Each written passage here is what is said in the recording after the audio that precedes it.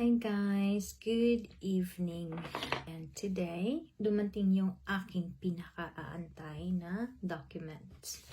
Dun, dun, dun. Ito yung galing sa Pinas. Yung boses ko mahina kasi malapit ako sa hallway and then gabi na. 10 o'clock na dito. Guys, so happy. Matagal kasi to siya. I forgot kung kailan ko to siya pinadala sa Pinas. Nandito na siya. God. Document siya. Hindi ko siya pwedeng i-flash. The NBI and then yung apostille. Yung birth certificate. Marriage certificate. Hi guys. Oh my god, I look terrible. Good morning.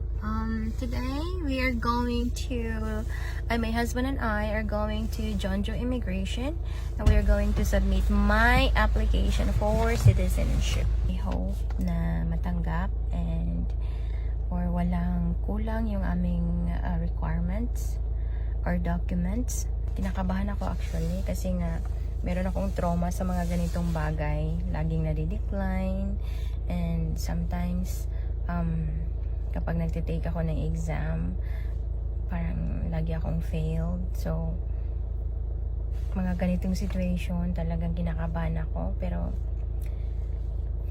bahala na. God's will. It is mine. So, good luck. Guys, nandito na kami sa immigration parking lot. Yun nga lang, medyo maaga kami today.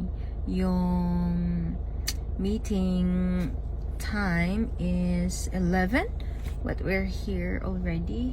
Time is 9:51. We're early. 1 hour early, but it's okay.